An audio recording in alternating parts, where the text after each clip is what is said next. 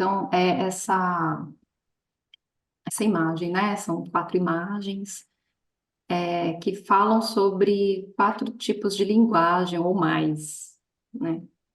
Vocês conseguem identificar que há linguagens aí? Quais seriam essas linguagens e o que que elas estão passando? É possível, né? Então, o bebê chorando, né? O bebê está chorando. O que que ele pode estar transmitindo, né? Através do choro. Então, é uma forma de linguagem. Ele pode estar transmitindo fome, dor, saudades da mãe, né? A, a- os símbolos matemáticos, né? A linguagem matemática é uma linguagem, né? Que muitos de nós não entendem, né? Porque a linguagem, para você poder compreender, você precisa entender os símbolos, né?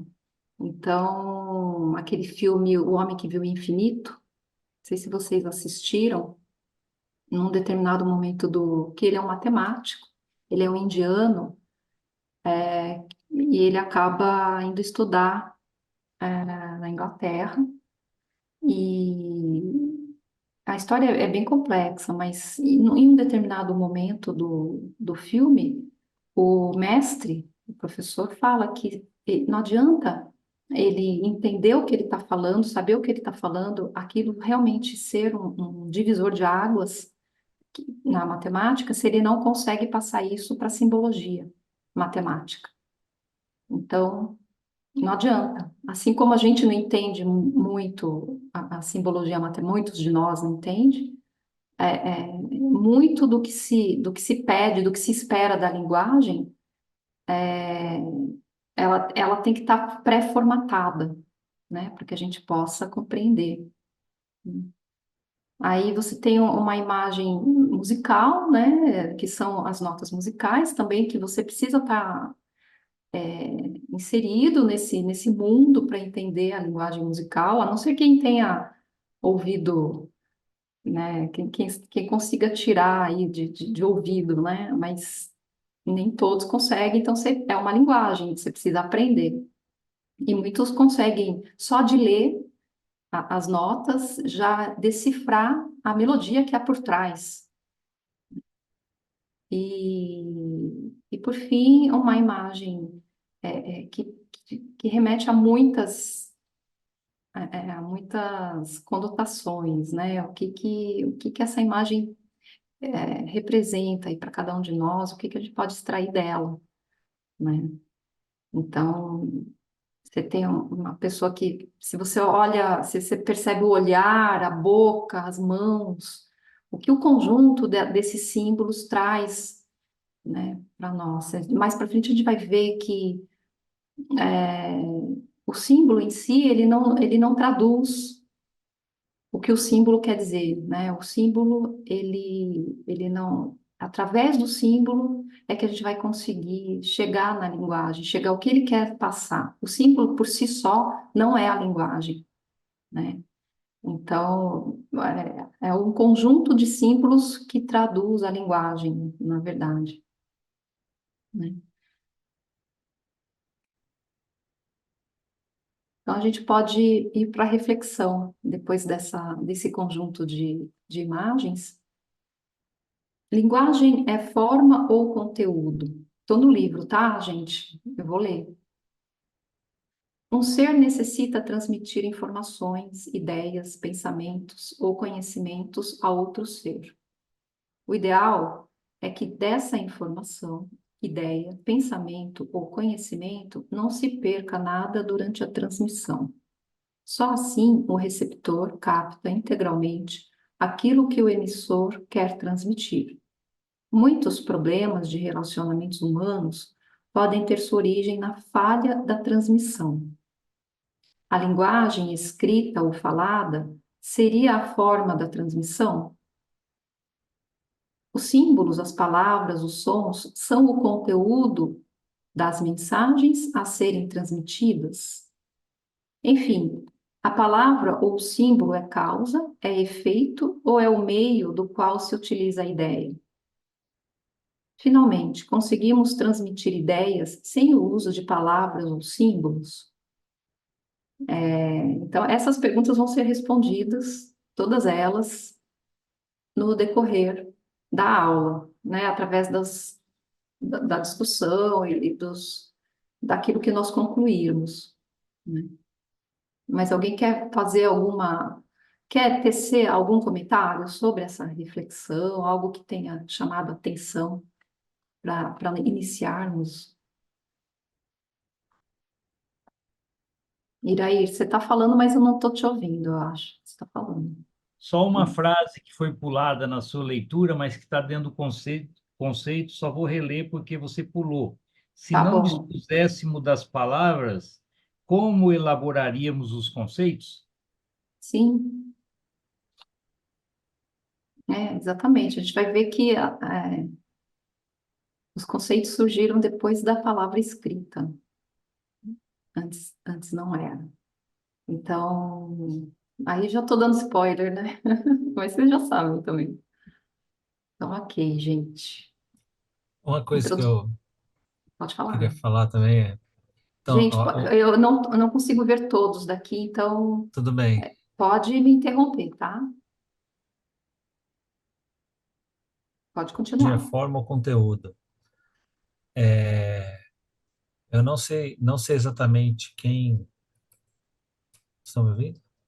Tem uma Sim, tela aqui, tá bom. Eu não sei exatamente quem falou isso, né? Se eu não me engano, era até algum escritor alemão, não sei se Hermann Hesse, alguém assim, que você não conhece um povo até você entender a sua linguagem, né? É alguma coisa nesse aspecto. Então, eu acho que a linguagem é conteúdo, mas a forma de expressar uma informação, uma opinião, ela diz muito sobre quem está expressando, né? Então, realmente, tem coisas que você, se você pega um texto, uma poesia, ou o que for, de alguma língua original, e traduz, o trabalho do tradutor, ele é cruel, né? Porque ele tanto exalta quanto ele muda totalmente o sentido do autor, né? Então, eu acho que a linguagem tem muito de quem está transmitindo e a forma como ela é transmitida, ela passa um tanto daquilo que se deseja passar, né? Então, acho que o conteúdo, ele se torna, né, mais expressivo quando você entende a forma e verifica ali, né, como ela está sendo passada. A informação. perfeito. Porque você poder ter acesso ao emissor da linguagem, quem está falando, quem está passando o conhecimento, você consegue identificar não só o conteúdo intelectual ali, mas também a emoção desse emissor, ela pode te tocar de uma forma diferente. O tom de voz, a forma como ele se expressa, né? Então, a mensagem, ela chega de uma forma diferente, né? Para quem está recebendo aquele conteúdo. E, e realmente faz diferença. Faz diferença, né? No transcurso da história, nós perdemos muito da linguagem oral, né? Ela passou, num determinado momento, para a linguagem escrita, e nós perdemos muito esse contato, né? Agora estamos voltando, né? Com a tecnologia, todo mundo pode, através de um vídeo, subir num canal do YouTube algo apenas oral, né? E emitir a sua ideia, o seu conhecimento. Então, a tecnologia, ela está possibilitando essa retomada, né? Até para os artistas, né? Que ficavam muito vinculados a gravadoras, enfim, a- aqueles que determinavam qual seria o destino, né? Então, hoje o artista, ele tem voz. Ele tem voz e ele consegue se expressar e passar sua linguagem. Passou a ter uma voz duplamente, né? A voz, o conteúdo, como a forma de transmitir diretamente ao receptor, né? Que é o ouvinte. Né? E são formas de transmissão, né, de conteúdo e de expressão que as pessoas estão tendo muito sucesso, né? Então, a gente vê os blogueiros, as blogueiras, né, como eles conseguem ter um retorno. É que a gente vê, né, como que a expressão oral, ela é importante, né? E ela está sendo novamente colocada, posta para todos, né? Quem quiser, basta ter um computador, você pode passar conteúdo e ter pessoas que vão te seguir, que vão concordar e que vão dialogar. Então, isso é uma vantagem, né, da tecnologia, é uma delas.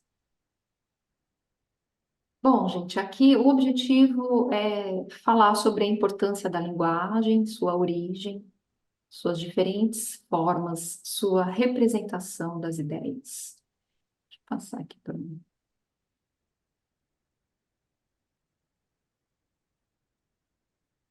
E o objetivo maior do capítulo é falar sobre a iniciação de um processo de pesquisa sobre a comunicação no mundo espiritual, que é um dos itens, né, finais aí do capítulo. Então, processo de comunicação. A linguagem é o meio utilizado para a transmissão das ideias e do pensamento, né, e pensamentos. Isso não resta dúvidas, né? A linguagem transmite ideias e pensamentos. Sem a linguagem, a gente não consegue. Ela foi desenvolvida para essa finalidade, a necessidade humana de transmitir ideias, transmitir pensamentos, de se comunicar e adquirir conhecimento, passar conhecimento.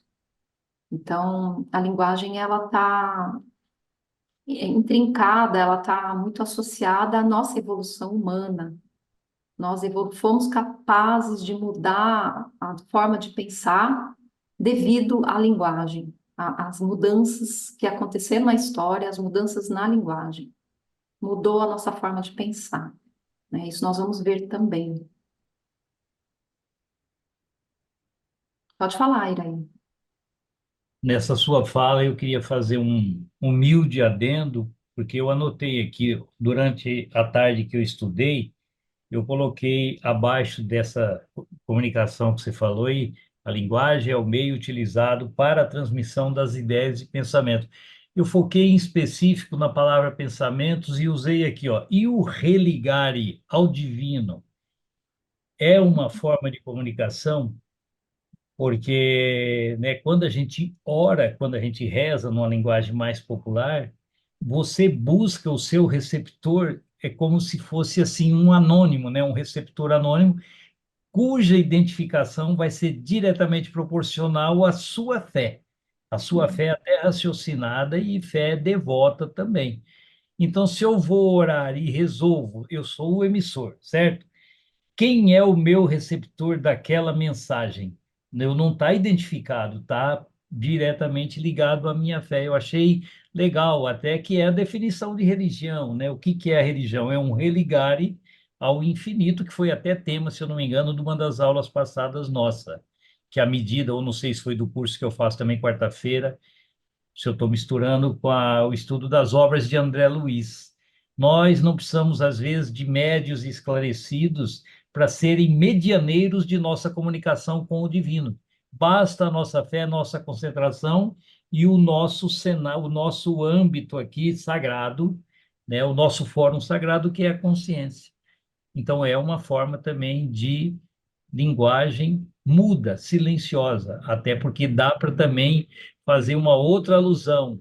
Orar não precisa expandir a voz, o oral ou o escrito, basta você pensar e mentalizar com Deus, que também é uma forma de linguagem, uma forma de comunicação, é a oração propriamente dita. Foi a reflexão que eu fiz. Alguém quer fazer algum comentário sobre a fala do Iraí? Realmente, o Iraí, nós somos capazes de nos comunicarmos com o divino, né? Com os nossos mentores, nós somos capazes disso. É um processo, né? É um processo de autoconhecimento, de silêncio, né? Então, essa comunicação, essa linguagem maravilhosa que ele tanto nos eleva e nos ensina. Perfeito.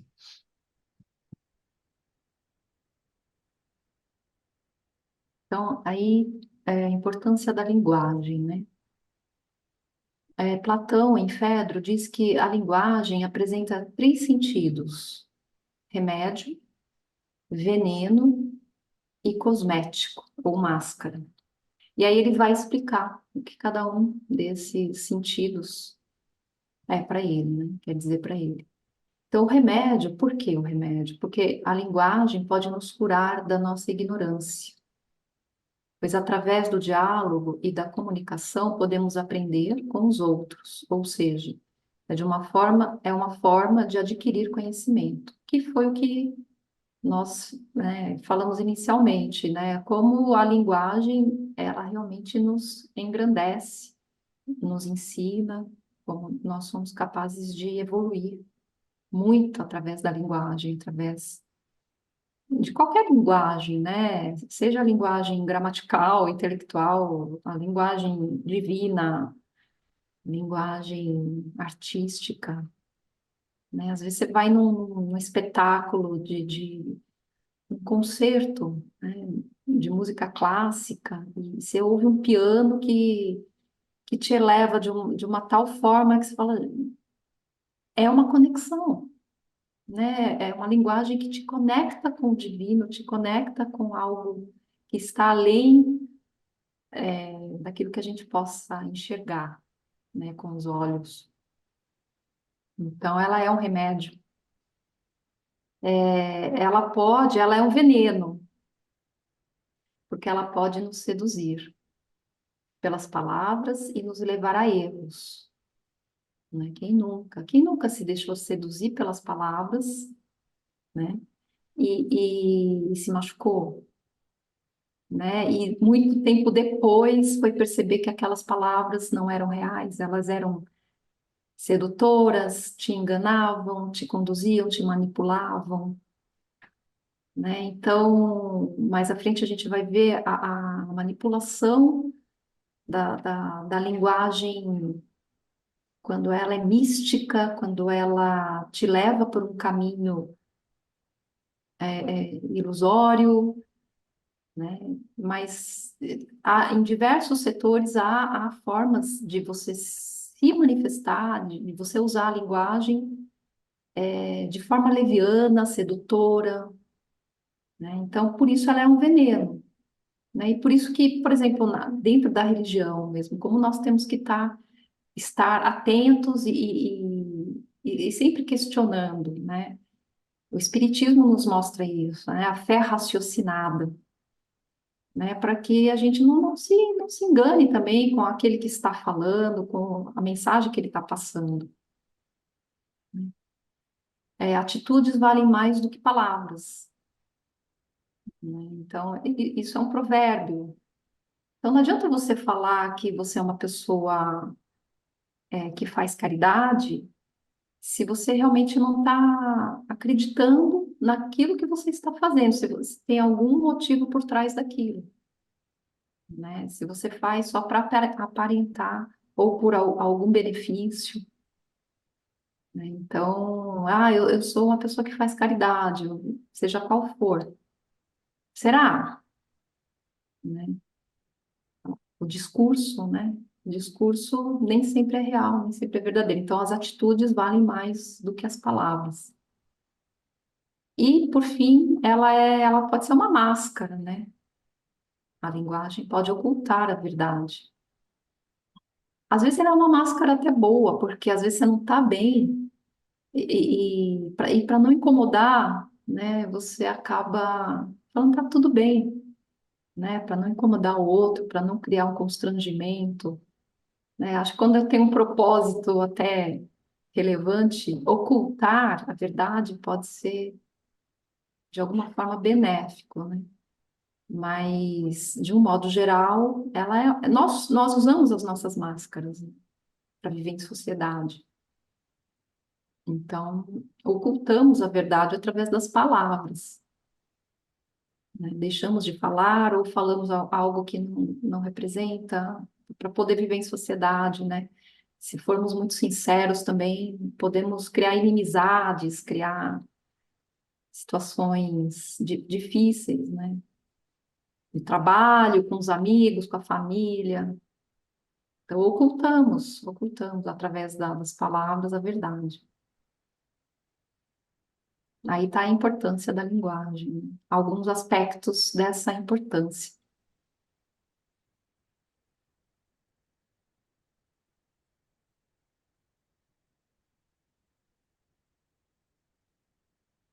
Falar um pouquinho sobre a, a origem das línguas na visão judaico-cristã, né? Segundo a tradição religiosa judaico-cristã, a capacidade de nomear as coisas teria sido conferida por Deus. No início dos tempos, haveria apenas uma língua, que todos falavam e por meio da qual se entendiam. Conforme a narrativa bíblica, os homens tentaram construir uma torre tão alta que tocasse o céu, a chamada Torre de Babel. Deus não gostou da prepotência humana e os castigou. Fez com que, de repente, ninguém mais entendesse o que o outro dizia. Fez com que, de repente, ninguém mais entendesse o que o outro dizia, né? A confusão interrompeu a construção da torre e os construtores dispersaram-se pelo mundo, gerando a diversidade dos povos e das línguas. Então é aquele Deus que castiga, né? Do Velho Testamento, né? Então, só para citar aí a Torre de Babel, né? O mote aí, o que aconteceu, por que que, qual foi o difusor, né? O motivo que difundiu a linguagem pelo mundo na visão bíblica, né? Foi essa prepotência humana, né? Que gerou em Deus uma, uma situação, né? Uma sensação de que o homem estava querendo demais, né? E quis mostrar para o homem que ele não poderia ter toda essa prepotência, essa arrogância, né? Pode falar, Aaron. Acho que você adivinhou o nosso estudo de hoje à tarde, porque eu estava estudando o tema e minha mulher estava na sala, né? E surgiu essa ideia da Torre de Babel, que pode ver que o livro acho que não traz, mas foi citado por mim e por ela, e como ela é de uma formação católica, ela leu essa parte do Gênesis e explicou isso aí que você está falando, que é uma visão assim bem simbólica, né? Aí eu disse, Seminha, mas isso daí não é uma contradição, Cacilda. Aí eu uso até esse termo que você usou, Vanessa. Poxa, Deus castiga, caramba. A pessoa, o ser humano estava construindo, digamos, a torre simbolizada na busca do infinito, na busca do divino, melhor dizendo. Puxa, aí Deus fala, entre aspas, né? Tudo aqui é simbólico, metáfora. Caramba, vocês querem chegar até mim? Para com isso, caramba. Não, não, não vai chegar até mim, não. Fiquem aí onde vocês estão, se coloquem no seu lugar. Ora, aí depois passam-se não sei quantos milênios, 1000 anos, e estamos nós cá querendo falar uma língua só para chegar até o infinito, né? Buscando a ascensão espiritual. Uhum. Aí foi onde também eu falei, é uma controvérsia, e parece que há uma contradição. Foi um tema que só o místico, vamos falar assim, só o mito me convence. Porque é o que você Uhum. falou, Aí, o que que eu fiz para me consolar? Eu falei para ela, amor, eu acho que isso aí teria lógica, se qual, eu falei, ainda falei para ela, me cita a Torre de Babel moderna. Já que Deus achou que o homem foi muito prepotente na época, cita para mim uma Torre de Babel moderna. Ela ficou assim, eu falei, posso responder por você?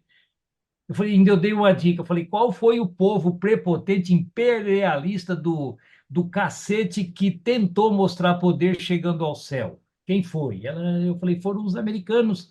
Para mim, a chegada à Lua foi uma Torre de Babel atual. Aí sim, tipo, poxa, o homem quer quebrar a lei da natureza.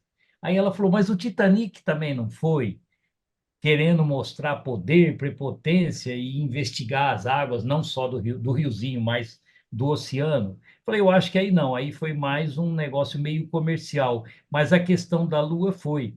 Então, para mim, é um chute na canela da consciência humana de que o homem tem que, sei lá, mas tem que pensar, mas não no sentido da vaidade de Deus, que, ó, não queiram ser como eu. Mas nós não fomos criados à imagem de Deus? Não é outra contradição? Dele Uhum. dispersar em línguas. Então, aí foi que também nós lemos, se puder, se dá para acrescentar aí nesse tema que está aqui, é que uma das causas da Torre de Babel, vamos dizer assim, foi porque Deus julgou que o acordo da aliança, uma coisa assim, foi quebrado. Então saiu essa divergência de línguas para espargir, para diluir, digamos assim, a inclinação do homem a errar, a fazer o mal. Então, segundo esse mito, né, foi diversificado em territórios, em influências sociais, idiomas, porque eu também, outra pergunta que eu fiz nessa conversa nossa da tarde foi, puxa lá, vida, não é uma contradição, se tudo é divino, por que que nós nascemos, sem dar spoiler, nós vamos ver num capítulo daqui a pouco, em que o ser humano, a criança, já nasce com esse potencial da comunicação, mas e por que que nós, seres humanos, não nascemos com potencial para falar a mesma língua? Foi onde também surgiu essa questão da Torre de Babel e a ideia que Deus teve de diversificar, porque se o homem ficar muito. Porque quando muitos malandros se juntam, parece que o poder de arte, né, de pecado, parece que fica maior, né? Uma gangue parece que provoca muito mais estrago do que talvez diversificar as ideias individualmente. Mas fica aí a contribuição, tá? Perfeito, ótimo. Pode falar, Patrícia. Iraída, eu queria estar nesse café da tarde aí, nesse bate-papo, sabe? Porque E uma gatinha e a gatona na sala. Porque assim, eu também nunca tinha parado para pensar, né, na questão da Torre de Babel, mas com todo o contexto aqui, né, e tudo que a gente vem aprendendo, que Deus é bondade o tempo todo, então a palavra vingança que está aqui no livro, né, É, não é, se reflete realmente o que é, né? Eu acredito que até hoje a gente é muito assim, né, afoito, né, quer ir para a Lua, quer fazer um Titanic, mas tudo com uma visão muito material. E eu acho que essa construção, né, chegar até Deus, até a divindade, não é de forma material. Então não era perfeito. construindo uma torre, não é construindo algo material. As pessoas não estavam preparadas, espiritualmente para chegar até a divindade. Então foi um benefício que ele fez e não deixar as pessoas chegarem despreparadas onde elas precisariam chegar. Então, cada um vai para o seu canto, vai aprender, vai se desenvolver para chegar pelo caminho certo, né? E não pelo caminho mais curto, né? Mas pelo caminho correto. É, Eu acabei fazendo essa reflexão Sua enquanto tese me estava ouvindo consola. vocês. Sua tese me a, consola, Patrícia. a, a ideia que eu tirei disso é que é, Deus ah, criou essa linguagem adâmica, né, que é a linguagem da época de Adão, para ser a linguagem única, A linguagem única. judaico-cristã, né? E que a judaico-cristã, judaico, É. né? No entanto, devido ao que ele entendeu como prepotência humana, ele castiga o homem, e gera uma confusão para que os homens não se entendam mais. Então, a partir daí, eles abandonam a torre, cada um segue seu caminho, e a partir daí vão se criar outras línguas, outras linguagens. Então, a princípio, o que eu interpretei é que a ideia não é que o homem passasse a ter outras línguas ou outras linguagens, né? Outras línguas, no caso, mas sim que isso foi um castigo que gerou o surgimento de outras línguas. Foi um castigo divino. É, é, é mito, né, gente? Não dá para. Pode falar, Patrícia. Eu acho que é bem isso que você colocou, é uma alegoria, é um mito, por isso que se fala em castigo e tudo mais, né?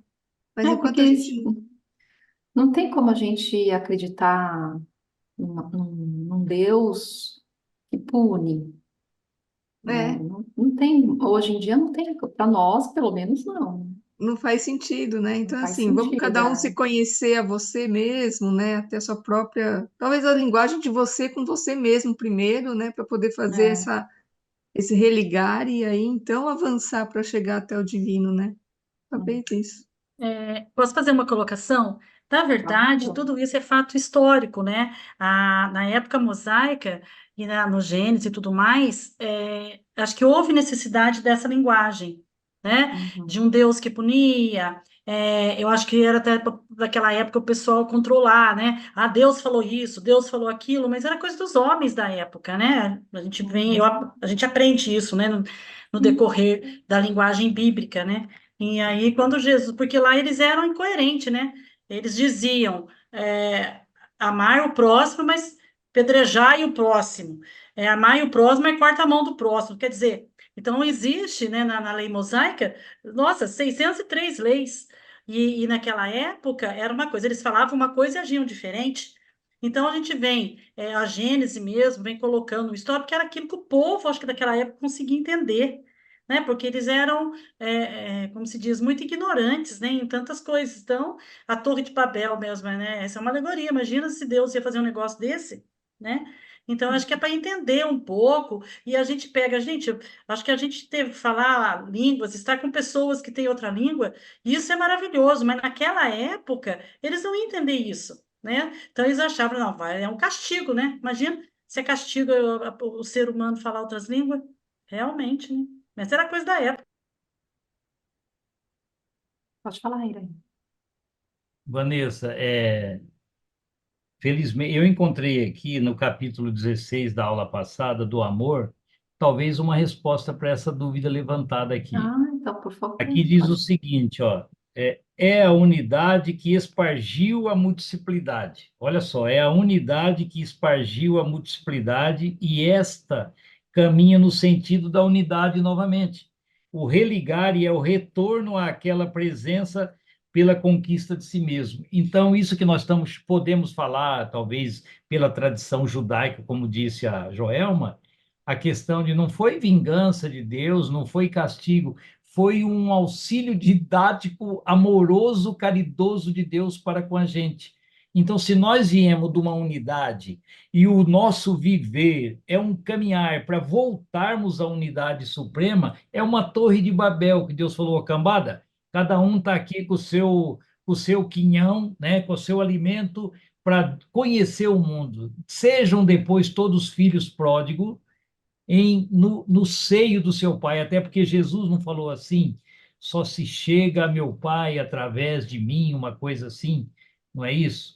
Então eu penso que essa Torre de Babel também tem essa simbologia. Eu vou esparramar a cambada, cada um vai ter o seu aprendizado, entenda esse aprendizado como uma reforma íntima, o instruí-vos, amai-vos e instruí-vos, em busca dessa unidade, a pirâmide forma-se lá no eixo que é onde vamos todos fundir, né, numa perene compreensão e fraternidade, na minha opinião.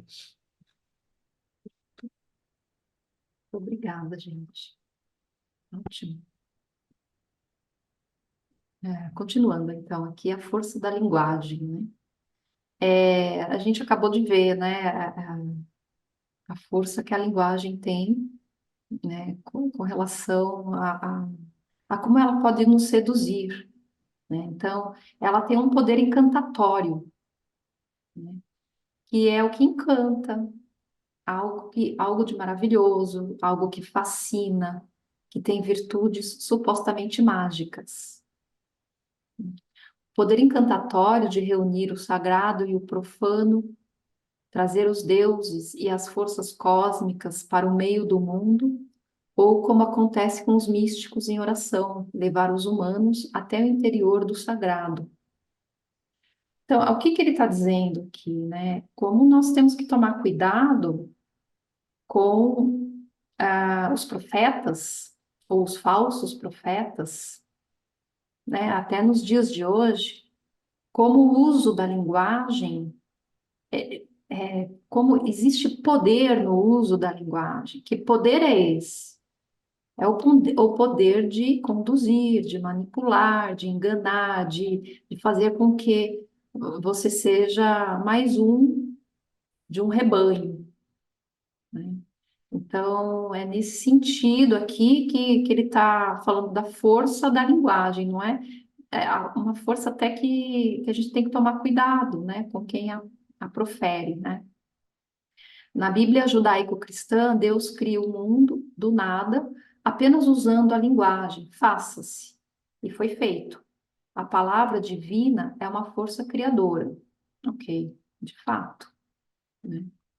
Na missa cristã, o celebrante, pronunciando as palavras "Este é o meu corpo" e "Este é o meu sangue", realiza o mistério da Eucaristia, ou seja, a encarnação de Deus no pão e no vinho. Ah, Por isso que a palavra, a linguagem, tem esse poder encantatório, né? Ela nos faz crer que ali está o corpo, né? A encarnação de Deus no pão e no vinho, o corpo e o sangue de Deus ali, né? Então, como ela nos induz ou nos conduz a um entendimento. E, acima de tudo, como nós temos que estar atentos, né, para o que a palavra, a linguagem nos conduz, né? Eu acho que esse capítulo traz essa reflexão, né, de estarmos atentos à, à linguagem que vem da religião, que vem do divino, né, de quem proclama o divino, né, das pessoas que estão à frente das religiões e usando da linguagem, né? Para divulgar, para trazer. Vanessa, Uhum. Pode falar. Vanessa, nessa última frase aí, eu aproveitei, como eu disse que eu estava estudando com a Iracema, como ela tem uma formação católica, eu fiz um marketing da doutrina espírita. Falei, tá vendo, Seminha, ó, você fica falando aí que nossa doutrina abomina a prática da religião católica. Olha lá, eu falei para ela, ó, na missa cristã, o celebrante, parará, parará, e citei uma passagem, né, que nós estamos divulgando, que a gente acredita. Eu falei, tá vendo? O espiritismo é ecumênico, tá? Valoriza nós. Uhum. Eu acho que, acima de tudo, o espiritismo é a fé raciocinada, né? É, Como nós questionamos, como é. por que dizem que as pessoas que estão no espiritismo são as pessoas que têm uma educação, têm acesso à educação. Por quê?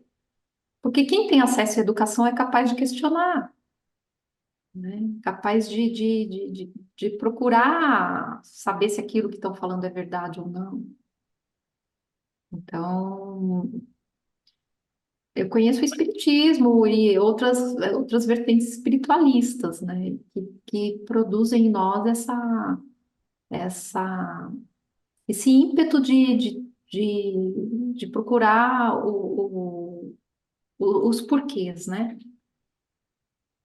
E está aqui uma aula hoje que nos dá, digamos assim, base para entender, mesmo várias vezes, quando precisar, eu vou à missa com ela, então a gente tem que estar instruído para que, quando ouvir essa frase, não cair numa crítica abusiva e falar, como? Isso é meu corpo, é meu. Não, isso é um dogma daquele segmento, e pela força da linguagem que nós estamos aprendendo, nós vamos entender que aquilo simboliza para o devoto que tem a fé, que é realmente o corpo e o sangue de Jesus. Não tem nada demais. Uhum. Eu penso que é a respeito à fé da pessoa, né? E o Exatamente. espiritismo, ele traz uma coisa que é muito bacana. Tudo isso que a gente está discutindo, né, questão de linguagem e questão de conhecimento, o espiritismo realmente ele é ecumênico, né? É, Porque, na verdade, a gente pode estudar, então, pessoas que vieram bem antes de Cristo, né, trouxeram a linguagem do amor, a linguagem da paz, a linguagem da compaixão, a linguagem de, né? E a gente busca também outros entendimentos, né? Inclusive, quando você vai estudar as leis mosaicas, esse mundo, né? A Gênese e tudo mais, você vê que muita coisa antes da Gênese, antes de Moisés, né? Teve pessoas que estiveram aqui, né? Seres também de luz enviados, que transmitiram também uma linguagem de amor, de esperança, né? Teve pessoas que entenderam, pessoas que não, e hoje nós estamos aqui. Então, isso também é bacana, né? Respeitar a linguagem, né, de todas e de tudo, né, que já existiu e que existe. Isso é bacana. Isso é maturidade, né? Acho que a gente adquire isso, né? O Espiritismo nos proporciona essa maturidade de respeito, né, para com aqueles que são devotos de outras religiões. exatamente. E eu acredito que quem procura o Espiritismo é porque já tem esse pensamento mais livre, né?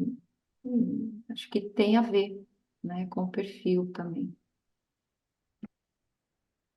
Aí fala das palavras tabus, né, que também é uma forma de linguagem, incesto, aborto, canibalismo, morte, homossexualidade.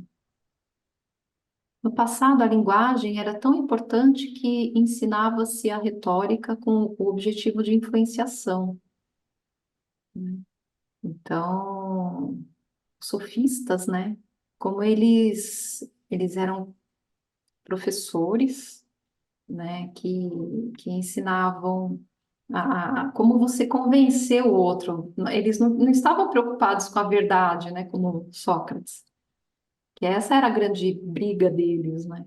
Briga não, né, mas o embate ali. Eles não estavam em busca da verdade, né, através da linguagem. Eles estavam em busca da influenciação, né, do poder de influenciar. Então, a linguagem tem essa função, né? E como, mais uma vez, a gente tem que estar atento, né? E hoje, somos influenciados pelos diversos tipos de linguagem? Nós somos influenciados? Somos, né? Muito influenciados.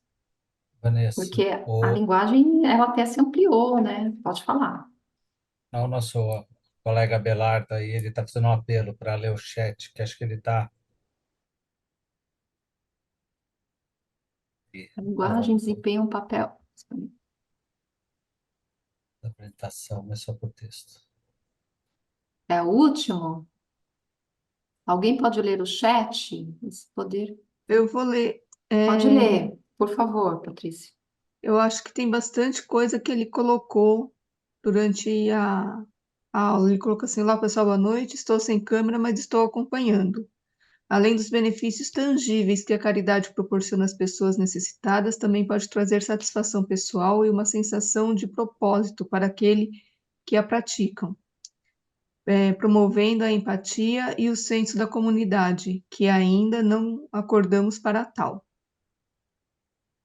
Depois ele coloca, em resumo, a linguagem desempenha um papel fundamental na vida humana, permitindo a comunicação, a expressão de ideias e a transmissão de conhecimento. Ela é uma parte essencial da nossa identidade cultural e do nosso desenvolvimento como seres humanos. Entretanto, ignoramos, seja ela a voz do espírito em comunicação. além da manipulação das palavras, podem conduzir ao engano, mas também podem despertar sentimentos e mudanças quando proferidas do espírito. Eu acho que a cada pedaço que a gente foi falando aqui, ele foi colocando as considerações dele, e aí a gente acabou não lendo.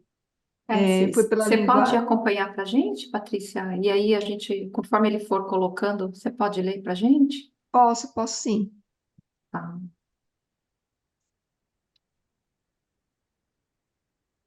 Hoje somos influenciados pela linguagem, somos manipulados, influenciados na política, através das mídias sociais, através da propaganda, né? Como Eu creio que nós somos influenciados, sim, mas eu acho que nós já temos um canal mental de filtrar aquilo que é bom e o que não é. Eu acho que já isso também se chama maturidade de receptor, né? Porque carga de informações nós temos toda hora. Tem gente que perde metade do dia vendo o tal de Big Brother.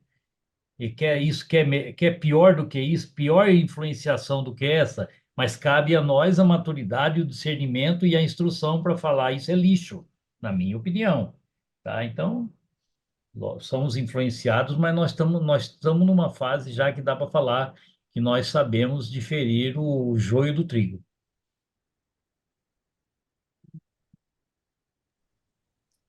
mais alguém? Eu penso um pouco diferente do Irair nesse aspecto, porque eu acho que a gente diferencia assim dentro da, da bolha que cada um vive, né? Então, mesmo quando a gente acredita estar absorvendo bons conteúdos, né? A gente não consegue ter acesso a todos os conteúdos porque, né, o nosso tempo é finito, escasso. Então a gente acaba elegendo certas fontes de informação em detrimento de outras, porque a gente se afiniza com ela, porque tem alguma coisa que nos atraiu naquele tipo de linguagem ou naquele ponto de vista, né, naquela caminho de pensamento. Então a gente vai acabando sendo atraído por isso, que pode ser o caminho, né, mais correto dentro da concepção de cada um, mas que ele exclui pensamentos opostos ou um pouco divergentes, e aí com isso a nosso resultado final ele é influenciado pelo tipo de assunto e de coisa que a gente consome, né, e de fonte de informação, né? Isso é Uhum. inevitável. Pode falar, Iraí. Eu agradeço a discordância do Divanir, porque ensejou em mim realmente uma aceitação a essa discordância e me fez lembrar, como ele tem razão, o quanto, por exemplo, eu sou influenciado por grupos. Eu pertenço, como eu sou um santista fanático, eu pertenço a grupos e eu às vezes me pergunto como é que pode esse carinha que vai participar de um curso de filosofia daqui a pouquinho fica trocando rusguinha, mimimi com participantes de grupo porque detém uma opinião em cima de um determinado jogador diferente da minha. Ô, Irair, cresce a minha autocrítica.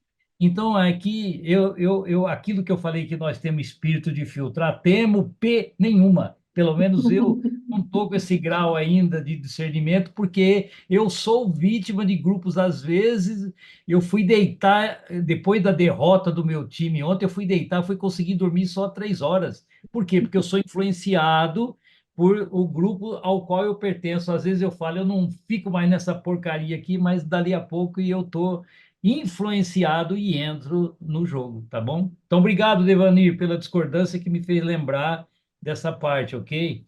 E a dor foi compartilhada ontem, tá? Eu fiquei com a minha filha mais nova também, tendo que falar para ela que não acabou o mundo, foi só um jogo, mas Ah, pelo a vida menos é mais segue. uma torcedora do Santos. Obrigado. É isso aí. Mas tem uma torcedora aqui do Verdão, ó. Ai, A pelo Tati amor tá de É, Deus, falando, vai, Vanessa, Verdão. Ai, Ai, Vanessa, pega peraí, logo o peraí. assunto. Ai, meu Deus, Vanessa, senão já não chega a dor de ontem. Vê se tem cabimento sofrer.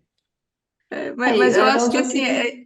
A Tati eu estava acho. escondida, a Tati estava escondida até agora. E quando eu lembrei que a Tati é fanática, eu falei, acho que eu vou faltar na aula de hoje.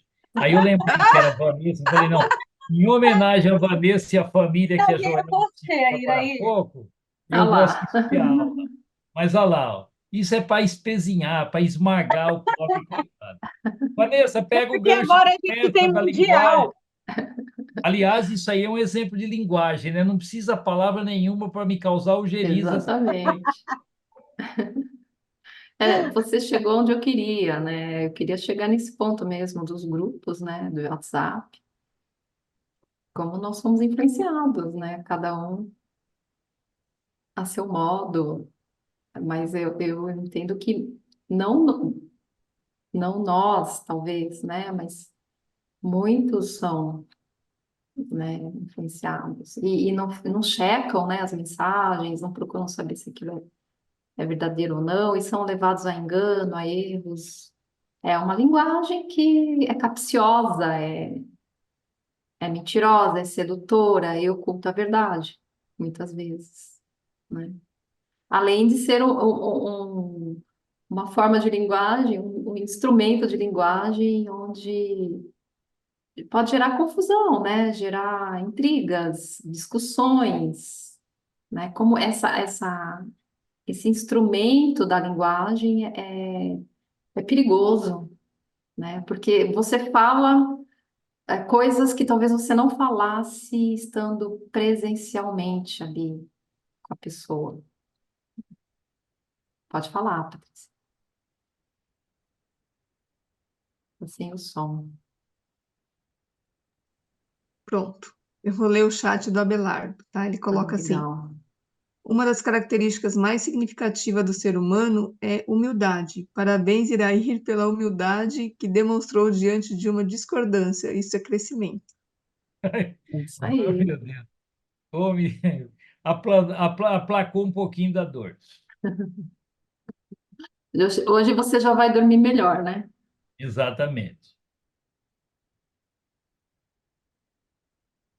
Mas acho que esse Isso. é o desafio, né? A gente está inserido nesse mundo de provas e expiações, e aí nós somos um grupo seleto que está aprendendo algumas coisas aí, né? Nós que eu digo, o pessoal, né, que estuda aí o espiritismo, que estuda filosofia e tal, que está nessa escadinha mesmo de um degrau por dia, um degrau de cada vez, para a gente passar essas barreiras, né? Mas não é fácil, não, porque a gente está inserido nisso, né?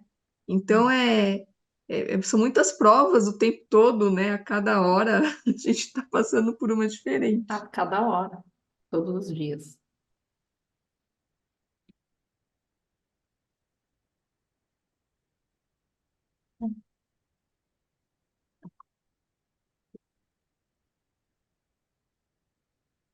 Acho que eu adiantei muito aqui.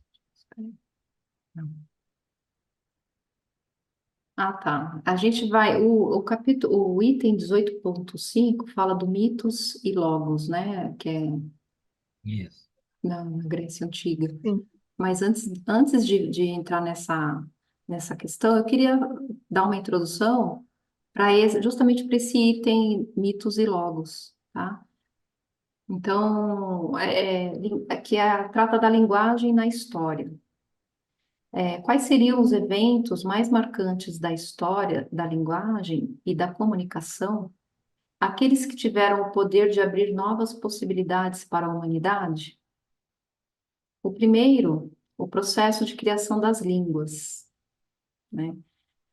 Só que falta conhecimento histórico suficiente a esse respeito, de como que se deu esse processo de criação das línguas, né?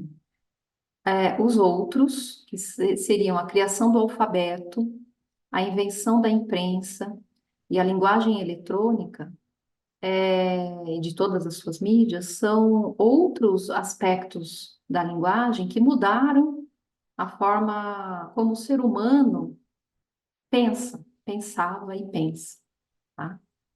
A criação do alfabeto.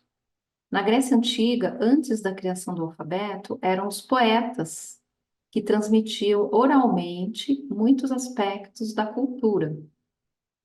A juventude aprendia o que era piedade, amor, traição, por meio das histórias míticas e épicas. Por exemplo, para se tornar sábio, os jovens tinham que agir como lhe contavam que Ulisses agia. Então, a transmissão da linguagem era via oral, e era através de histórias, né? Fossem elas verdadeiras ou míticas. Desse modo, a linguagem e a ação estavam estreitamente ligadas. O falar tinha o poder de promover determinadas coisas, indicar modelos a serem atingidos. Era uma linguagem de ação, baseada no relato de acontecimentos reais ou imaginários. Então, até fiz um asterisco para a gente poder responder a questão da reflexão que diz, né, que questiona. Finalmente, conseguimos transmitir ideias sem o uso de palavras ou símbolos? Sim. Na época da Grécia Antiga, era possível transmitir ideias através do relato de histórias. Não havia ainda a invenção da escrita. Então, é possível, né? E como que isso era passado, né? Não era através de conceitos, mas sim através de histórias. Então, as pessoas aprendiam o que é ser corajoso, aprendiam as virtudes, os defeitos através das histórias. Aí, no século IX a.C., o desenvolvimento do alfabeto grego, né? Passa-se, então, a se desenvolver a linguagem escrita. Isso a gente está pegando exemplo grego, tá? Que é mais ou menos a base da nossa sociedade ocidental, né? O relato oral foi perdendo relevância, pois o texto escrito falava por si, mesmo falava por si mesmo, e para escutá-lo, né, entre aspas, não era mais necessário o orador. Assim como expressão do predomínio da linha na escrita, feita letra a letra, palavra por palavra, linha a linha, a forma de pensar das pessoas também foi adotando cada vez mais a linearidade racional. Com isso, a linguagem de ação, lá primeiro, né? Característica do relato oral, centrado nos acontecimentos, foi sendo gradativamente suplantada pela linguagem de ideias, de reflexão. Passou-se a perguntar o que é a sabedoria, o que é a coragem, sem recorrer mais aos exemplos dos personagens míticos e épicos. Então, isso responde a outra questão da reflexão, né? Que é, se não dispuséssemos das palavras, como elaboraríamos os conceitos? Não elaborávamos os conceitos. Os conceitos surgem com a linguagem escrita, porque o ser humano passa a desenvolver a capacidade de raciocinar de forma linear, racional, reflexiva. Então, com isso, ele consegue conceituar. Assim, os poetas, declamadores e oradores foram deixando a tarefa de educar a juventude, trocados por filósofos, preceptores e professores. A narrativa épica deixou de ser a fonte exclusiva dos exemplos e modelos, cedendo espaço para os tratados filosóficos e científicos. Valorizou-se cada vez mais o pensar em detrimento de outras formas de ação, a teoria em lugar da prática, o ser em vez do devir. E o papel ativo da linguagem foi sendo aos poucos esquecido. Então, houve uma mudança de pensamento do ser humano, de formas de pensar. Então, eu queria fazer essa introdução para poder passar para o outro item, né, que fala do mitos e do logos, né, que é a linguagem mítica e a linguagem racional.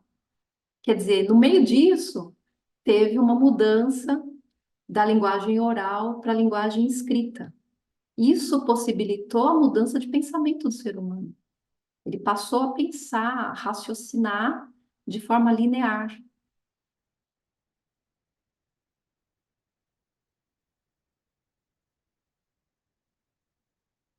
Então, os gregos possuíam duas palavras para se referir à linguagem, mitos e logos.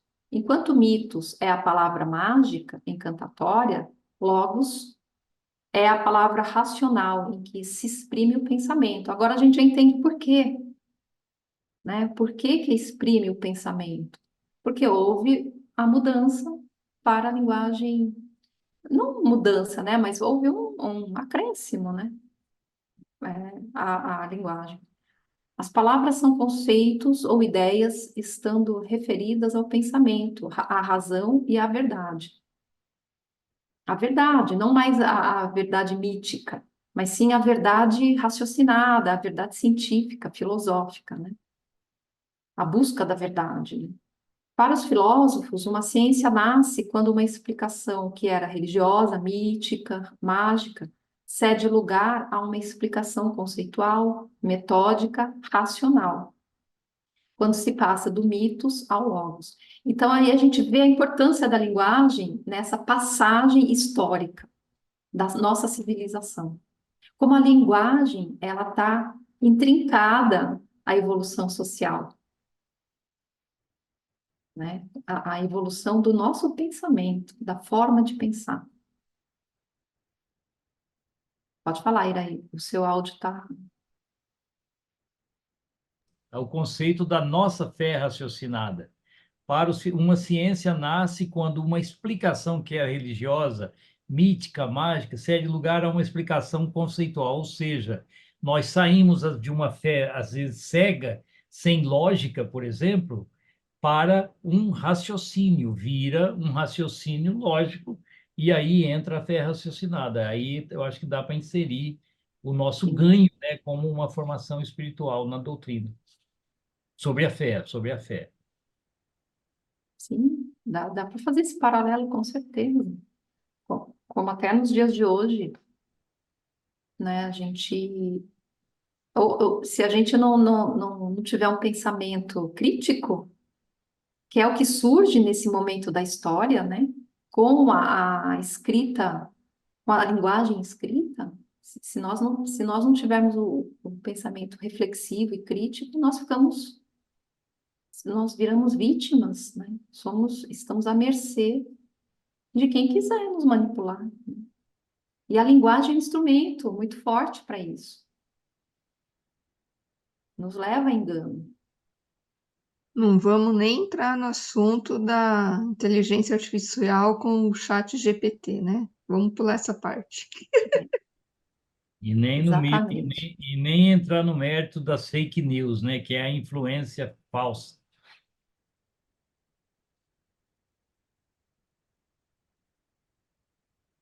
Posso continuar, gente? Sim. A origem da linguagem, né? Então, nós vimos lá na questão da Torre de Babel qual seria a origem divina, né?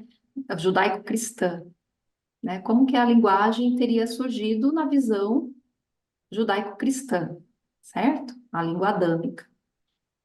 Outra hipótese conhecida, mais ao agrado do conhecimento científico moderno, foi formulada pelo filósofo suíço Jean-Jacques Rousseau, 1712 a 1778.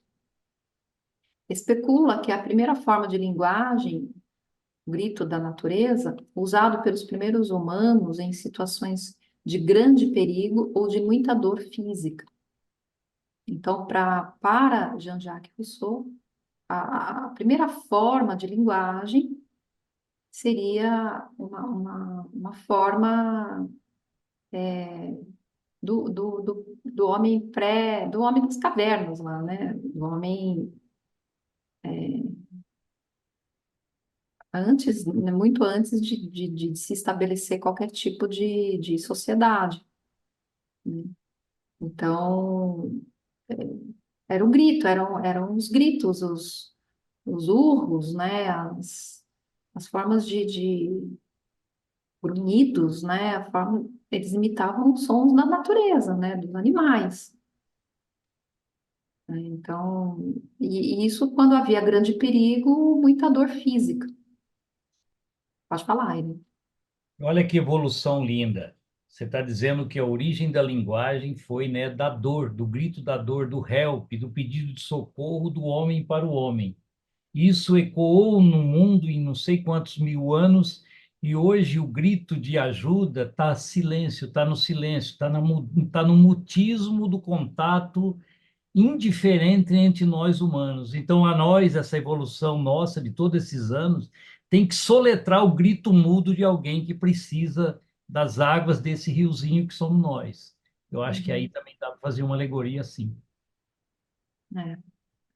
E agora você me fez pensar nos suicidas, né? Ou nas pessoas que pensam em suicídio, como é Exato, silenciosa essa dor, né?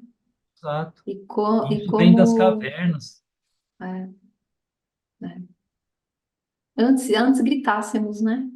É. Pedindo ajuda, né? Espalhássemos a nossa dor pelo mundo para que fôssemos socorridos, né? Aumento do contato entre os seres humanos.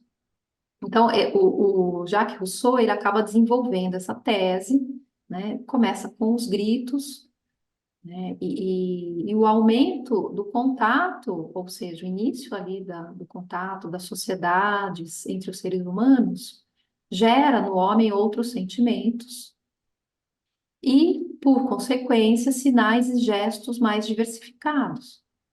Multiplicam-se as inflexões de voz, uma evolução gradativa, constituição de formas mais complexas e abstratas de comunicação, origem de várias línguas, né? Então, o contato humano, o início das sociedades, das relações humanas, dá início a novos sentimentos e, com isso, novas formas de expressão.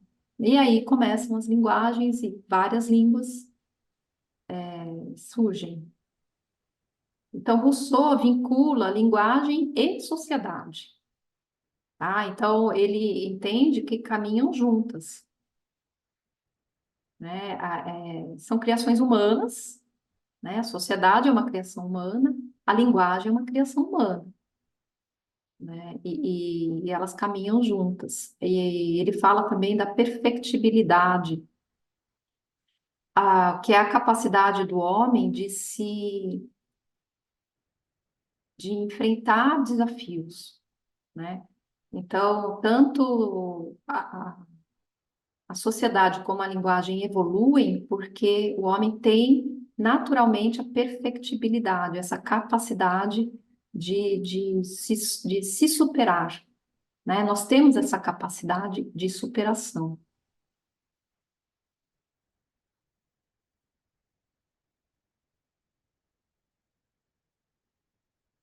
Né? E o que é a linguagem? Né? O que é a linguagem? Diversos tipos de contextos em que o termo linguagem é usado, tá? Linguagem verbal, linguagem jurídica, linguagem popular, linguagem artística, linguagem musical, matemática, corporal, cinematográfica, linguagem dos golfinhos, dos animais, né? Linguagem das plantas, linguagem do mar. É linguagem, é uma forma de comunicação, né? O que permeia todas essas linguagens?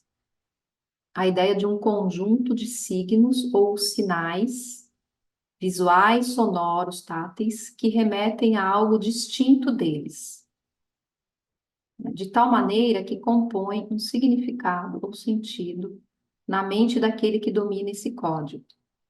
Então, quando a gente mostrou aquelas primeiras imagens sobre a linguagem, se você olhar o bebê que está chorando, você só vai entender o porquê que ele está chorando. Ele está chorando. Aí é um símbolo oral. Mas você vai conseguir. O que esse símbolo denota, né, é diferente do símbolo em si. Então, o choro do bebê não é apenas um choro, ele passa uma linguagem, ele passa uma mensagem. Ele é uma linguagem porque ele passa uma mensagem. Então, quando ele fala que é um conjunto de signos ou sinais, quer visuais, sonoros ou táteis, que remetem a algo distinto deles, é isso que ele quer dizer, né? Que passa uma mensagem diferente do símbolo, de tal maneira que compõe um significado ou sentido na mente daquele que domina esse código. Então, você precisa dominar o código. Então, para você entender de música, o que que é aquela música, o que que é as letras, né, as notas, o que as notas representam, você precisa dominar a música, as notas musicais. O que os símbolos matemáticos representam, você precisa dominar aqueles símbolos, você, para poder entender aquela linguagem, né? Pode falar, Joana. Né? A linguagem do bebê é interessante que a mãe consegue codificar, né? A gente sabe se é choro, fome, se ele, né, tá sujinho, enfim.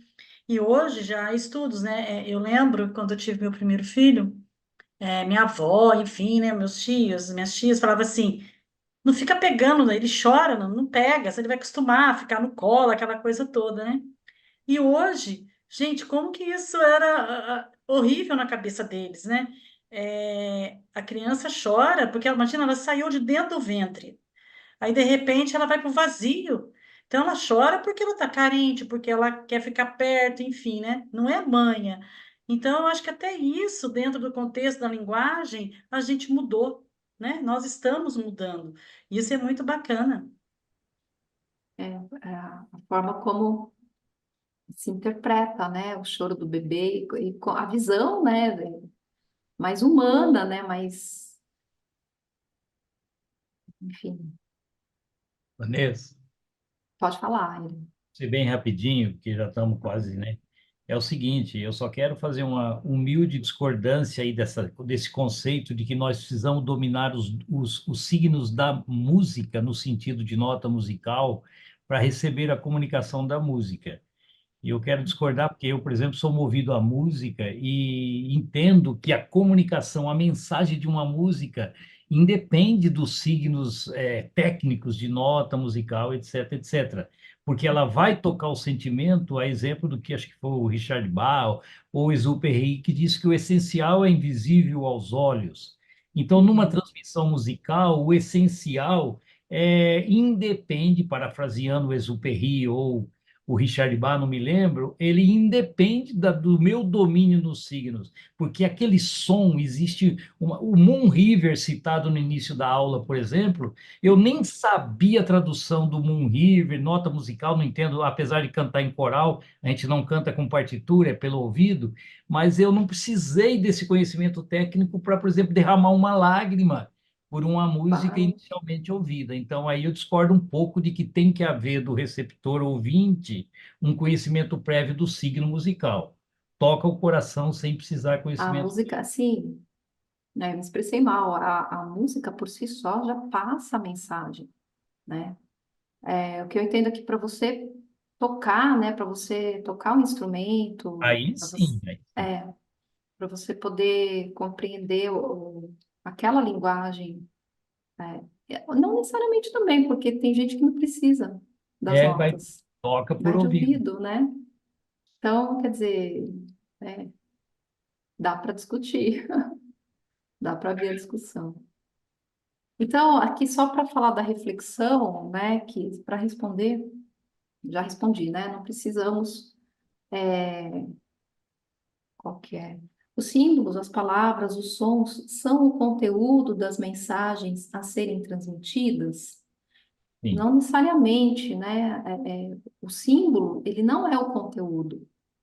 O símbolo, ele transmite algo diferente dele, né? Então, o bebê chorando, aquela pessoa que está com as mãos, assim, com um olhar, o que que ela está transmitindo, né? Se você pegar só os símbolos, ele por si só não transmite, mas sim É uma o- dica, né? É um mote, é um, né? é, Não sei.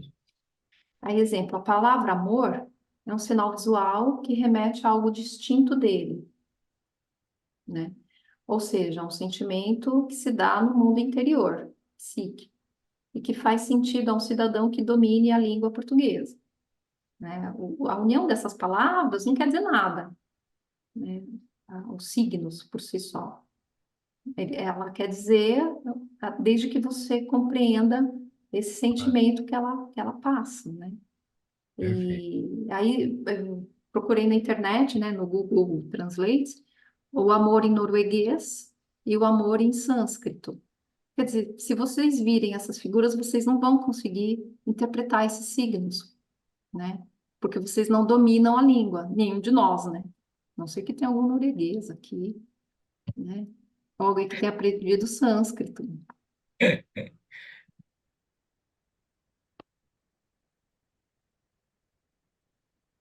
Aí entra naquela questão dos empiristas e intelectualistas. Só para resumir, porque a gente já está adiantado, para os empiristas, a linguagem ela teria como base algo fisiológico, mecânico, anatômico e fisiológico, tá? As imagens verbais são aprendidas por associação em função da frequência e repetição dos sinais externos que estimulam nossa capacidade motriz e sensorial. A palavra ou imagem verbal é uma síntese de imagens motoras e sensoriais armazenadas em nosso cérebro. Seria um fenômeno físico, anatômico e fisiológico, do qual não temos consciência. Desconhecemos suas causas, mas de cujos efeitos temos consciência. Então, a linguagem, ela seria um fenômeno físico, né? Do nosso próprio corpo, anatômico e fisiológico. Já para os intelectualistas, a linguagem, longe de ser um mecanismo instintivo e biológico, né, que é a versão dos empiristas, seria um fato puro da inteligência, uma atividade intelectual simbólica e de compreensão, uma pura tradução de pensamentos. Então, é um instrumento, a linguagem é um instrumento do nosso pensamento, da nossa capacidade de pensar. E aí, os intelectualistas citam o exemplo da Helen Keller, que foi uma pessoa surda, muda e cega. E ela aprendeu a linguagem, ela compreendeu que uma mão traduzia o que a outra sentia. Então, ela conseguiu desenvolver um tipo de linguagem, né? O que demonstra que passa pelo pensamento, passa pela capacidade de pensarmos. Então, a professora dela, em uma mão, colocou a mão na água, fez ela sentir a água, então ela sentiu a água, e com a outra mão, com uma agulha, ela escreveu a palavra água. Então, criou-se uma linguagem para a Helen Keller. E ela só foi capaz de perceber isso através do raciocínio, do pensamento. Então, para os intelectualistas, a linguagem é um instrumento, né? Uma tradução, um instrumento da, do pensamento. Tá? Mas ela não deixou de sentir, de usar um pouco do Dos empirismo, sentidos. que é o tato, né? É, Pôs a mão na água, ela está usando o tato, não foi exclusivamente intelectualista. também não, É. também não. Mas para eles tem que passar pelos intelectualistas, tem que passar pelo pensamento, pela Sim, capacidade de pensar, né? De concluir, de refletir, né? perfeito. E aí, os 3 itens, antes da gente finalizar, que fala sobre as emoções e as palavras, emissor e receptor, gestos, expressões faciais, envolvimento do emissor, tom de voz. Aqui, o que que quer dizer?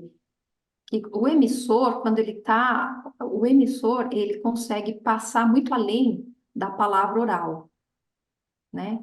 É, ele passa o tom de voz também, ele passa a emoção, né? Então, é algo que é muito forte para quem está falando, né? Já o receptor, ele sente, né? Ele tem uma reação com a palavra escrita maior, porque a gente é capaz de viajar, né, lendo um livro, né? A gente se entrega. Então, nessa qualidade de receptor, a escrita é muito mais forte para o receptor, né, do que para o emissor, porque o emissor nem sempre sabe como é que o receptor vai receber a sua mensagem, né, num livro. Palavras fluidas e concretas. Fluidas são as palavras não gravadas, sujeitas a serem manipuladas como com boas e más intenções, né? E concretas são as gravadas, ou seja, são as escritas. Então, se você quer deixar para a posteridade algo, escreva, para que a sua ideia não seja manipulada, de que forma for, né? O vocabulário revela o indivíduo. O vocabulário do emissor revela um forte componente de sua intelectualidade, de sua cultura, de sua sabedoria e até de sua convicção sobre o assunto. Quanto mais a gente lê, quanto mais a gente se envolve, né, com a linguagem, com os diversos tipos de linguagem, mais a gente adquire vocabulário, né? Então, eu tendo a concluir, a concordar que o vocabulário revela o indivíduo. Não sei se alguém discorda. Talvez a sabedoria não, né? Talvez a sabedoria, a pessoa, diante da sua evolução de alma, traga uma sabedoria que não está necessariamente ligada com a intelectualidade dele, com a capacidade dele, né? Pode falar, Patrícia. Eu discordo um pouco que o vocabulário revela o indivíduo. Ele pode dar alguns indícios, mas revelar é difícil, porque é o que você colocou, se é uma pessoa que lê muito, é uma pessoa que tem o vocabulário ok, vai falar bonito, né, vai ter um vocabulário vasto, mas daí a dizer que revela o indivíduo, eu acho que tem uma grande distância aí, né? Tem tanta gente que fala bem, né, e que não vale aquilo que fala, né? É, dá para questionar mesmo. E, Pode falar, Irene. Anissa, só uma observaçãozinha onde você fala lá que a palavra escrita, lá em cima, no item 18.9, a palavra escrita desperta reações no receptor. Você me lembrou um fato interessante na minha juventude, quando eu lia livros de José de Alencar, ou Eça de Queiroz também, Machado de Assis, eu lia e tinha certos livros que tinham ilustrações, né? Chegava no meio do romance, tinha eu pulava aquelas ilustrações para não quebrar o encanto que eu tinha criado, né, na minha imaginação daquilo que está escrito. Comprova realmente que a palavra escrita desperta reações no receptor. O emissor, acho que Machado de Assis nem pensou que o Iraizinho ia ler lá o Dom Casmurro e ficar com ciúme da Capitu, etc. Mas eu pulava as páginas de figura para não traírem o meu sonho de adolescente, né, em relação à palavra. E outra observação que eu queria fazer rapidinho é que Jesus não deixou nada por escrito, né? Olha onde está aí. Então, nem Buda, né? Entretanto, a gente está falando sobre ele. É, nem Sócrates, né? Isso. Enfim, mas Platão acabou traduzindo ali, falando, né? Escrevendo. Então, para finalizar, né, a linguagem no mundo espiritual, que era o objetivo maior, né, do capítulo, né, da gente chegar aí, né,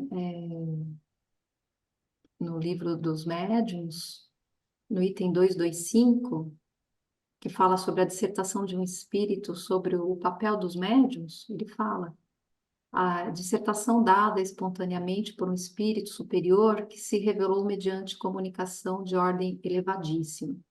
Ele diz: de fato, nós nos comunicamos com os espíritos encarnados dos médiuns da mesma forma que com os espíritos propriamente ditos, então só pela irradiação do pensamento. Os nossos pensamentos não precisam da vestimenta da palavra. para serem compreendidos pelos espíritos, e todos os espíritos percebem os pensamentos que desejamos transmitir-lhes, bastando para isso que lhes dirijamos esses pensamentos em razão de suas faculdades intelectuais. E aí, eu vi um outro ensinamento também da USE de Piracicaba. Entretanto, considerando o atraso moral da maior parte dos habitantes da Terra, comumente as almas que deixam a roupagem humana não se desvinculam imediatamente da linguagem articulada, acompanhada de gestos e expressões, exatamente como a que utilizavam quando estavam encarnados. À medida que evoluímos e nos afastamos das faixas espirituais vibratórias mais densas, empregamos com mais constância um estágio mais elevado de comunicação, que é a telepatia. Então, sim, nós vamos chegar nesse ponto, muitos já chegaram, né? Mesmo encarnados, tem gente que tem essa capacidade, né? Que já adquiriu. Não total, mas às vezes um Chico Xavier, né? Seres mais evoluídos. Então, conforme vamos evoluindo, vamos deixando a roupagem da palavra. É isso. Se você me permite uma reflexão aí nessa linguagem do mundo espiritual que eu anotei aqui, até em forma de consolo pela perda do pai da Iracema, que está fazendo pouco tempo, eu usei o próprio estudo para levar um pouquinho de consolo, que também é uma forma de caridade. Ao dizer-lhe que o pai dela, já desencarnado, ele leva na reminiscência, e não estou dando spoiler, porque o próximo capítulo nosso, o 19, é mediunidade, vai ser extremamente importante. E na aula de quarta-feira dos estudos da obra de André Luiz, nós já passamos no Mundo Maior, o livro, passamos também pelo capítulo de mediunidade, além do conterrâneo de vocês aí de Guaratinguetá, que escreve também mediunidade, né, muito importante também. Então, eu fiquei falando para ela, olha, ele vai levar na memória, então aquele senhor, seu dito, encarnado, não vai estar, você não vai ter no pensamento forma, porque você acabou de falar dessa questão da mensagem do pensamento forma, a mentalização, a telepatia leva o pensamento em forma e você troca ideia com a pessoa. Lembra também que eu falei da questão da oração, do religar direto com Deus? A gente pode fazer isso, como você lembrou, Vanessa, com o mentor, como o preceptor, o escambau que for, né? Como ela poderia fazer isso com o paizinho dela. Acho que eu ajudei um pouquinho no estudo para ela. Uhum. Tá. E como o espírito é algo totalmente verdadeiro, desnudo, né? Imagina, tudo que você. Por isso que a gente precisa evoluir mesmo, né? Para poder chegar nesses mundos onde apenas a telepatia. Porque tudo que você pensar, todo mundo vai captar. Se nós não evoluirmos, imagina que horrível, né? Seria, né? Seria um mundo falso, né? Que é o mundo que nós vivemos, né? Então, o pensar puro, né? Com pureza. A gente tem que evoluir para isso, né? Para esse pensar puro. Então é isso, gente. Bom que nós conseguimos aqui finalizar, né? A conclusão, se alguém quiser ler, eu vou ler, né? Após nos debruçarmos fixando o foco na linguagem, podemos perceber a importância do meio de comunicação entre os seres. Sem entrar no mérito do conteúdo, concluímos se tratar de uma forma, no mínimo, incompleta para podermos transferir uma ideia precisa que necessitamos transferir ao interlocutor. Fica a nossa pesquisa referente a esse meio no mundo do espírito. No mundo dos espíritos, não, né? Você não precisa buscar palavras. A comunicação é fluida, né? é o pensamento. Quanto nós estamos longe disso, né? Dessa capacidade. É isso, gente. Hoje eu tô parecendo um grilo falante, mas é sobre a conclusão. Eu queria fazer uma homenagem à Patrícia. Eu anotei uma frase dela, tá ouvindo, né, Patrícia? Eu anotei uma frase dela lá no começo da aula, onde ela disse assim que em frente ao riozinho que passa no bairro dela, ela disse: "Eu não tenho palavras às vezes para traduzir o que estou sentindo." E sem querer, ela estava fazendo alusão à conclusão que você leu, Vanessa. Olha que Uhum. coisa humilde e linda do autor desse livro, que ao terminar tanta exploração sobre a linguagem, ele diz que a linguagem não é o suficiente para transmitir o que é essencial, né, que está dentro de nós, como a Patrícia não teve palavras para definir o carinho dela pelo riozinho que corta o Poromade, Pomária, Pomarola, a cidade dela parece que é Pomarola, Pomaroli lá. Pomerode. É Pomerode. É. É bem E isso mesmo. a dificuldade de transmitir através das palavras, ela passa muito pelo sentimento, né? Como É, transmitir o sentimento, através das palavras, né? Ou uma sensação de alegria, de euforia, de conexão, né? Como transmitir através das palavras é difícil. Às vezes não é possível. É, Então, às é vezes isso, um olhar, um abraço, né? né? Fala Fala muito mais. mais. Às vezes o silenciar fala mais. Então é isso, gente. Eu agradeço. Antes da gente finalizar, eu quero agradecer a presença de vocês, a participação, os comentários que só ajudam a todos nós, né? E eu fico muito feliz de poder intermediar isso, essa, essa discussão e propiciar um crescimento para todos nós, viu? Uma boa noite a todos, que possamos cada vez mais aprender e evoluir nessa vida. Obrigada, gente. Boa Gratidão. noite. Boa Vanderlei, noite. Vanderlei Quem levantou faz a a, mão. quem faz a oração final, só para, Vanderlei senão depois levantou a eu mão. vou puxar minha orelha. Pode falar, Vanderlei. Não é uma congratulação. Ah, legal. Quer fazer encerramento? Ó, o reaction aqui, ó, é bater palma. Oh, legal. Legal, valeu. Palma para nós, né? Palmas para nós. Então eu vou fazer encerramento. Pode ser, pessoal, rapidinho. Que todos nós possamos ter um término de noite, agraciados pela luz divina, agraciados pela sabedoria, pela busca do conhecimento. Uma boa noite de sono para todos nós, aqueles que estão presentes e que não puderam, os que não puderam estar presentes. Mandar os nossos sentimentos e nossas energias positivas a todos aqueles que necessitam, que estão passando por momentos difíceis de saúde, de dores, de tristeza, o nosso sentimento de força, de fé e de solidariedade. Que assim seja, graças a Deus. Graças a Deus.